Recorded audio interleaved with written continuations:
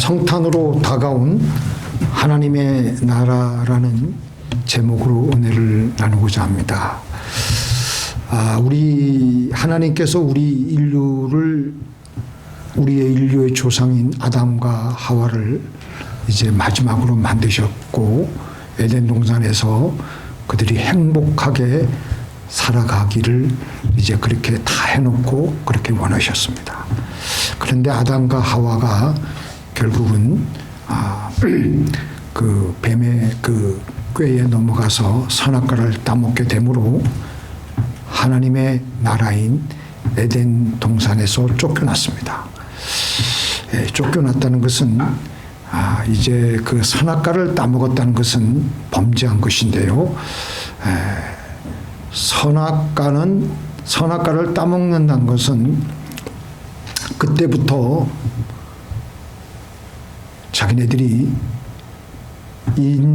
자기네들이 살아가는 모든 삶의 판단을, 선악의 판단을 본인들이 직접 하고 살아가겠다는 하나의 중요한 상징적인 사건이 되는 것입니다.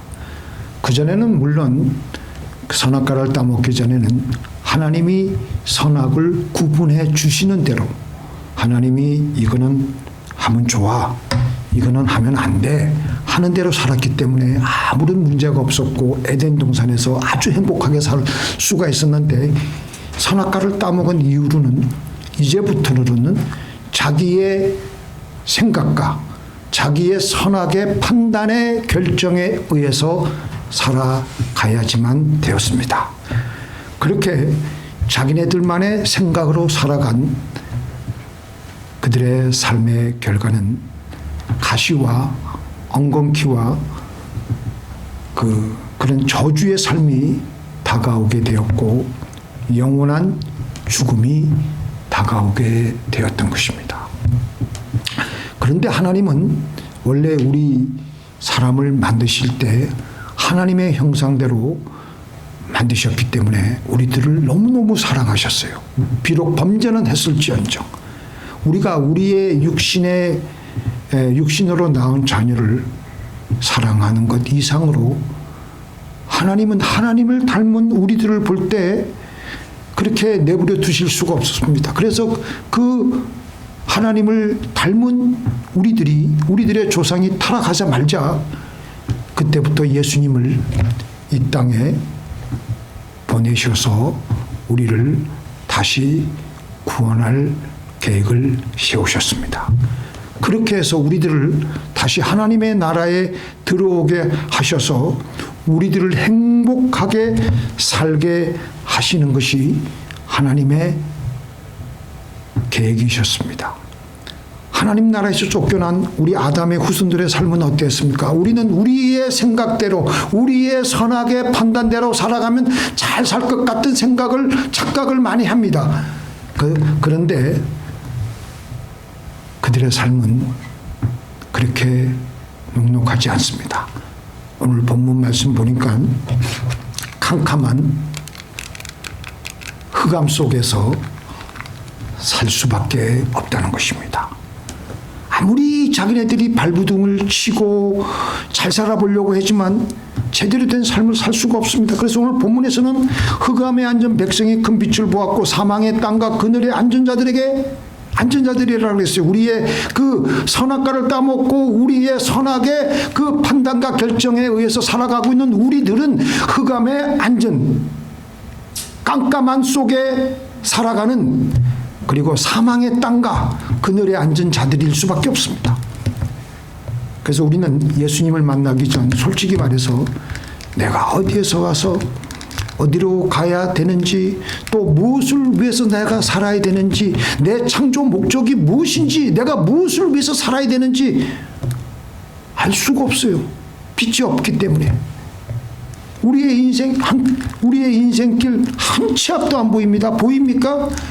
그래서 우리는 이리 부딪히고 저리 부딪히고 그렇게 살아가는 거예요. 또 이리저리 얻어맞고 갈 길을 잃고 살아가는 겁니다.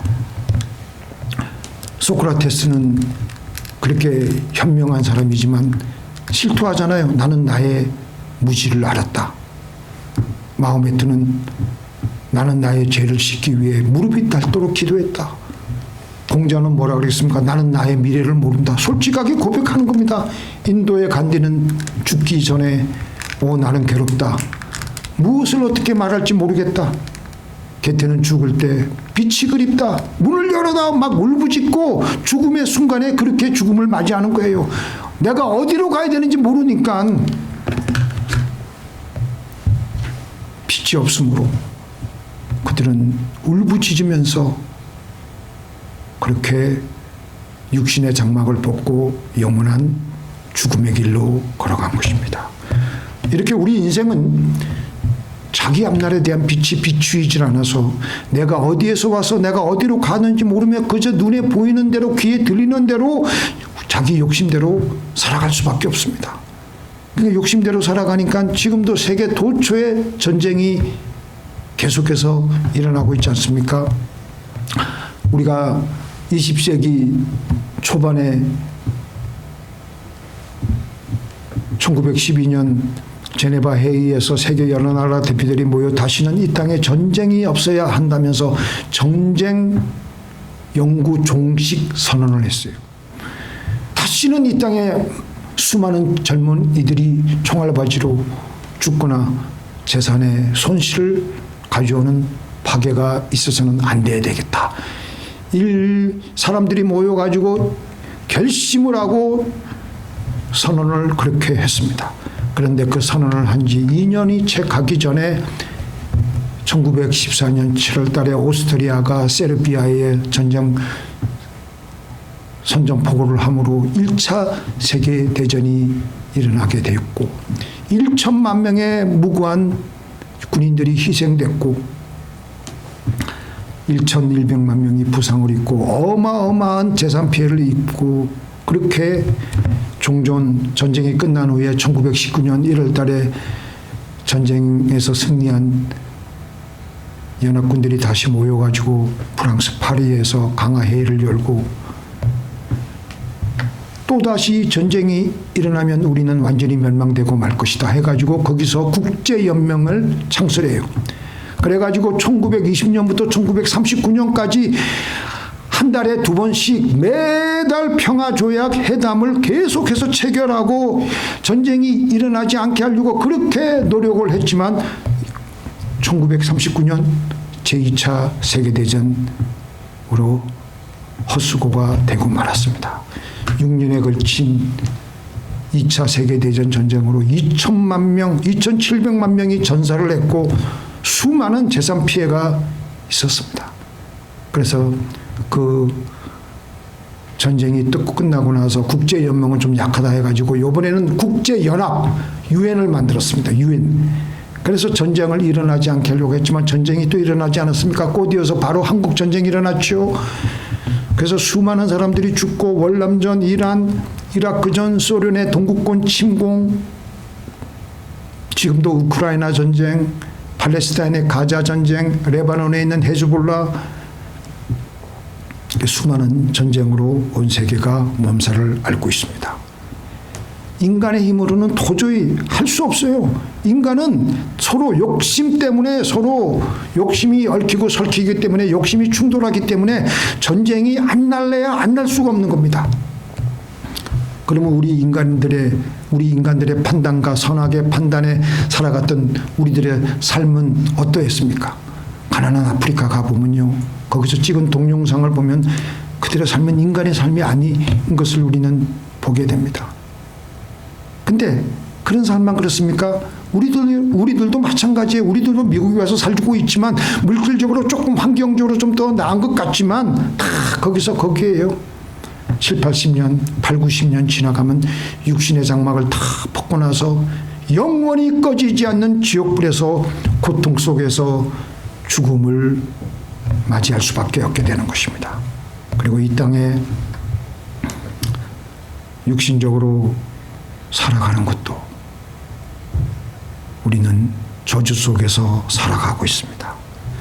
하나님을 떠난 우리 인생은 절망과 한숨 속에 있을 수밖에 없습니다. 그래서 하나님은 우리들을 살리시기 위해서 예수님을 보내주셔서 우리를 구원하시려고 하신 것입니다. 그래서 이제부터 중요한 것은 누구든지 예수님을 주님으로 시인하고 그의 말씀대로 살아가며 그의 통치를 받으면 하나님의 나라가 우리의 삶 속에 나타나고 이 땅을 떠나서도 우리에게는 영원한 저 천국의 삶이 우리를 기다리고 있습니다. 자, 17절 한번 읽어볼게요. 시작. 이때부터 예수께서 비로소 전파하여 가라사대 회개하라 천국이 가까웠느니라. 그러니까 회개라는 게 뭐예요? 왜? 우리가 무엇 때문에 선악과를 우리의 그 최초의 인류의 조상인 아담과 하와가 선악과를 따먹었지 않습니까? 회개라는 것은 다시 원래의 그 전으로 돌아가는 거예요. 회개라는 것은 내가 살아가는 삶의 모든 선악의 판단을 이제는 하지 않고 그 판단해왔던 것을 하나님 용서해 주옵소서 그렇게 기도하고 이제부터는 다시는 하나님께서 선악간의 판단의 결정을 해주시는 대로 믿고 살아가는 것이 회개입니다. 그래서 나의 죄를 회개하고 내가 내 마음대로 살아왔던 것, 내가 내 마음대로 선악의 판단을 결정하고 살아왔던 것을 회개하고 예수님을 주님으로 시인하면서부터 예수님이 하자고 하는 대로만 살아가는 삶을 살게 되면서부터 하나님의 나라가 우리에게 임하게 되는 것입니다. 믿습니까? 하나님 나라를 우리에게 주시기 위해서 하나님께서는 우리에게 하나님이신 예수님을 이 땅에 우리에게 보내주신 것입니다. 예수님이 인간의 몸을 입고 이 땅으로 오셨습니다. 그래서 크리스마스는 믿는 사람들이 모여서 이렇게 하나님의 은혜에 감사해서 예배를 드리는 것입니다. 그저 크리스마스는 아기 예수님이 탄생하신 것으로 거기서 끝나면 안 됩니다. 자, 우리에게 하나님의 나라가 임하게 되면 어떤 일들이 벌어지겠습니까? 자, 오늘 말씀 보겠습니다. 제가 읽어드릴게요.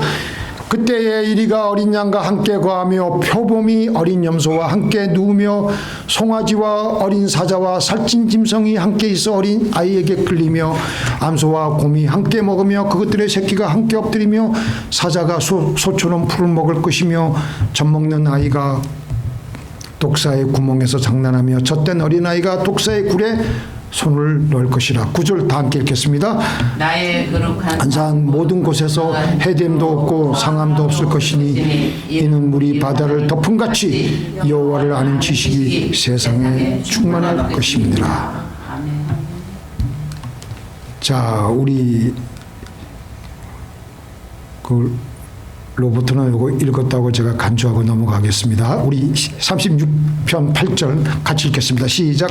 그들이 주의 집에 살찐 것으로 풍족할 것이라 주의 복락의 강물을 마시게 하리라.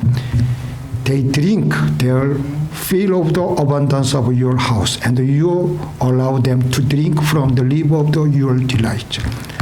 하나님 나라가 임하면요 모든 게 풍족해요.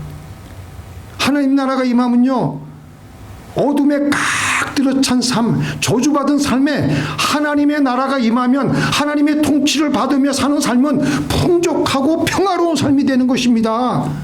그래서 하나님의 말씀을 믿음으로 순종하면 우리 삶에서 하나님 나라가 어떻게 임하였는지 제가 한번 미국 역사를 한번 제가 살피면서 한번 얘기해 드릴게요. 이곳 미국 땅에 최초로 건너온 청교도들이 미국으로 건너온 그의 겨울 먹을 게 아무것도 없었어요. 다 떨어지고 양식은 없어가지고 굶어 죽기 직전이었는데 청교도들이 모여 사는 그 해안가로 이게 중요한 거예요. 갑자기 수백만 마리의 대구 알죠? 대구 물고기 대구가 육지로 물려 들어오는 거예요. 이 밀려온 대구떼들을 청교도들이 나가가지고 양동이로 대야로 잡아들여가지고 겨우내 말려먹고 절여먹고 해가지고 그 힘들고 배고픈 그 해 겨울을 그 대구 고기를 먹으며 그렇게 버티며 살아났던 것이었습니다. 바로 그것이 뭐예요? 그것은 이 땅에서 청교도들의 믿음을 보신 하나님의 나라의 놀라운 축복이 임한 것이었습니다. 그렇게 해서 그 무시무시한 그 쌀벌한 겨울을 하나님의 축복으로 견뎌낸 청교도들이 그 다음에 봄을 맞이해서 씨를 뿌렸는데 그의 가을에 추수를 하려고 보니까 수확하기가 힘들 정도로 어마어마하게 그냥 대풍년을 맞이하게 돼가지고 그렇게 해가지고 하나님께 감사 예배를 드리기 시작한 것이 바로 지난번에 드렸던 추수감사절의 유래가 되었던 것입니다. 이렇게 오직 믿음으로만 똘똘 뭉친 청교도들에게 하나님은 거기서 멈췄을까요? 그 다음으로도 엄청난 축복을 주시는데 먼저 루이지애나를 프랑스의 나폴레옹으로부터 몇 불에 산 줄 아세요? 1,500만 불. 물론 지금으로 따지면 엄청나겠지만 단돈 달랑 1,500만 불에 사게 하셔서 그 루이지애나가 본래 갖고 있던 13개 주의 그 땅의 몇 배냐? 2.5배. 자기네 땅보다 더 큰 2.5배의 땅을 하나님이 그저 주신 거예요. 몰아주신 거예요. 그래서 그 땅을 사게 되어서 미국이 뻗어나가는데 경제적으로 전략적으로 엄청난 이익을 가져다 주었습니다. 또 그 다음에 또 그걸로만 끝났어요? 그 다음에는 이웃 나라인 멕시코가 가지고 있는 땅 어떤 땅이에요? 자, 머릿속에 상상을 한번 해보세요. 우리 옆에 네바다, 아리조나, 유타, 뉴멕시코, 콜로라도 이 땅을 하나님이 그저 그냥 그리고 그것만 몰아줬습니까? 멕시코한테 텍사스도 몰아주신 거예요. 근데 그걸 몇만 불 주고 샀느냐? 1825만 불. 1825만 불을 주고 유타주, 아리조나, 네바다, 뉴멕시코, 콜로라도, 텍사스는 나중에 따로 이제 이렇게 했지만 그렇게 땅을 매입하게 된 것입니다. 근데 중요한 것은요, 미국이 이 땅들을 사기 전에는요, 그 땅이 아무 쓸모없는 황무지 같은 땅이었어요. 그런데 이 미국이 이 땅을 사고 난 후에 갑자기 캘리포니아에서 황금이 쏟아져 나오고 텍사스 주에서는 갑자기 석유가 쏟아져 나오고요. 또 캘리포니아에서 황금이 터진다 그러니까 사람들이 서부로 골드러시를 하기 위해서 서부로 계속해서 오는 거예요. 그때부터 사람들이 너나 할 것 없이 황금을 찾으러 서부로 골든 스테이트. 그래서 이 캘리포니아를 골든 스테이트라고 하지 않습니까? 자, 거기서 끝나면 되겠어요? 그 다음에는 또 알래스카를 몇만 불 주고 산 줄 아세요? 720만 불. 720만 불에 러시아로부터 미국이 땅을 그저 받은 겁니다. 근데 이 미국이 이 알래스카 땅을 사기 전까지만 해도 그냥 북극 근처에 있는 쓸모없는 땅이라고 그것을 산 미 국무부 장관 쇼워드는 욕을 있는 대로 다 쳐들어 먹었어요. 쇼워드의 냉장고를 하나 또 구입했구나 어디서 그렇게 했는데 그 땅을 사들인 얼마 안 있어가지고 알래스카 연안으로 갑자기 연어가 몰려들어오고 석유가 터지고 금강이 발견되면서 미국이 또 엄청나게 불을 쌓게 되었던 것입니다. 그래서 지금 우리가 살고 있는 미국은 명실상부 세계 최강의 나라가 되었습니다. 하나님을 구하고 하나님의 말씀대로 살았더니 미국에 하나님의 나라가 임하게 되어서 하나님께서는 전무후무한 축복을 미국에게 주신 것입니다. 지금도 개인적으로 우리의 삶에 하나님의 나라가 임할 수 있습니다. 그 키는 우리가 얼마나 하나님 말씀대로 살아가느냐, 하나님의 말씀대로 살아가느냐, 하나님의 통치를 받고 살아가느냐, 하나님의 선악의 판단의 그 기준대로 살아가느냐, 아니면 내 마음, 내 선악의 판단대로 살아가느냐, 그 여부에 달린 거예요. 그래서 하나님의 선악의 판단의 결정대로 우리가 살아가면요, 하나님의 빛은 이미 우리에게 임하여서 놀랍게 하나님의 통치가 이루어짐으로 하나님의 나라가 우리의 삶 속에 이루어질 줄 믿습니다. 지금도 예수님은 세상의 나라들을 통치하십니다. 자, 읽어볼까요? 시작. 그가 그의 능력으로 영원히 다스리시며 그의 눈으로 나라들을 살피시나니 거역하는 자들은 교만하지 말지어다. He rules by his might forever. His eyes keep watch on the nations. The rebellious shall not exalt themselves. 자, 그 다음에 같이 읽겠습니다. 여호와께서 그의 보좌를 하늘에 세우시고 그의 왕권으로 만유를 다스리시도다. The Lord has established his throne in the heavens and his sovereignty rules over all. 근데 하나님이 예수님이 이 땅을 다스리고 계시지만 아무리 하나님이 우리를 다스리려고 해도 우리가 하나님 말씀대로 순종하지 않으면요, 하나님 나라는 이미 와 있는데 하나님 나라의 혜택이 우리에게 올 수가 없는 거예요. 비록 내가 지금 감옥에 있어도, 비록 내가 어떤 비천한 환경에 처해 있어도 하나님이 나를 다스리게 할 수 있도록 내가 하나님 말씀에 순종한다면, 그래서 하나님의 통치가 이루어진다면 바로 그 자리에 하나님의 나라는 임하게 되며 하나님의 빛이 우리의 삶을 비추게 되며 우리의 삶은 축복을 받게 되는 것입니다. 우리가 개인적으로 하나님을 의지하고 하나님의 입에서 나오는 말씀대로 살아가면요, 우리에게는 하나님의 나라가 임하게 되는 것입니다. 구소련의 소설가인 솔제니친이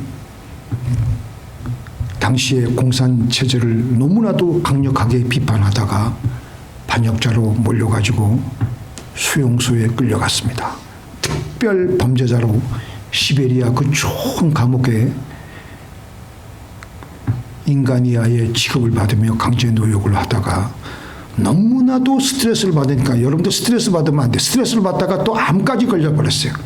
스트레스의, 이 암의 가장 결정적인 원인은 스트레스예요. 스트레스 안 받도록 해야 돼.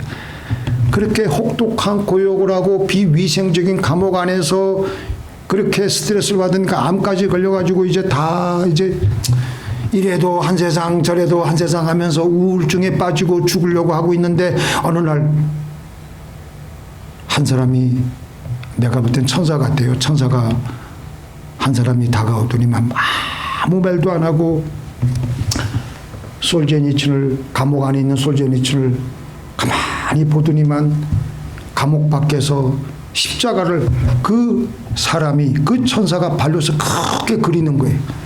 그리고 십자가를 바라보라고 한 후에 고개를 끄덕끄덕하면서 사라져버렸어요. 그리고 나서 솔제니친이 지금 모든 것을 다 포기하고 암까지 걸려가지고 이제 죽으려고 하고 있는데, 그 사람이 바닥에 그어준 십자가를 바라보며 갑자기 그 마음속에 예수님이 이렇게 자기 마음속에 흘러들어오는 거예요. 예수님이 자기 몸을 위해서 몸짓고 피 흘려서 부활하신 그 예수님의 그 이미지가 싹 자기 마음속에 들어오면서 그때부터 예수님 말씀을 생각하고 묵상하고 하나님께 기도하니까 바로 암에서 고침을 받게 되고, 그리고 거기서 끝까지 살아남게 되자 결국 거기서 추방되었습니다. 그 후에 이 솔제니친이 미국으로 건너와서 이반 데너스 비치의 하루라는 소설로 공산주의의 그 비인간적인 생활을 폭로했고 결국은 노벨 문학상까지 타게 된 것입니다. 솔제니친의 삶 속에 하나님의 나라가 뒤덮으니까 이렇게 놀라운 축복을 받게 된 것입니다. 오늘 우리가 읽었던 본문 말씀 18절부터 25절에 보니까 예수님은 하나님 나라에 대해서 말씀하시면서, 하나님 나라는요 막연한 추상적인 개념이 아니에요.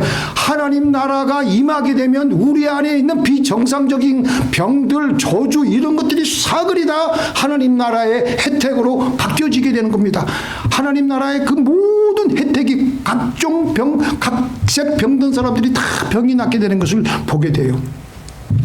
우리 이제 여러분들 우리의 남은 여생 예수님을 나의 주님으로 모셔드려야 함으로 우리에게 하나님의 나라가 임하게 해야 되는 것입니다.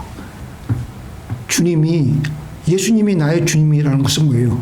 나의 주인이라는 것은 뭐예요? 주인의 명령대로 우리가 앞으로 주인이 결정해 주시는 선악간의 결정대로 이건 좋다, 이건 악이다, 안 돼. 그렇게 해준 대로 살아가겠다는 하나의 우리의 선언을 한 겁니다. 그게 바로 다시 옛 에덴 하나님 나라로 우리가 다시 들어가는 거예요. 옛 에덴 동산에 회복이 되는 겁니다. 그래서 우리 예수님께서 뭐라 그러십니까? 하나님 나라가 여기 있다 저기 있다 할 것이 아니요 너희 마음 안에 있느니라.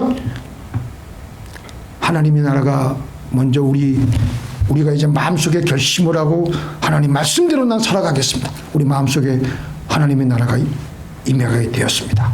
그리고 우리가 이제 그 말씀대로 살아가면요, 우리 마음 안에 있는 하나님의 나라가 흘러나오며 하나님의 나라가 전반적으로 삶에 임하게 되는 것입니다. 하나님 나라에서 살아가는 것은 예수님이 하나님이 판단해 주시는 선악간의 결정으로 살아가는 것이며 그것은 언제나 의와 평강과 희락이 넘쳐나게 됩니다.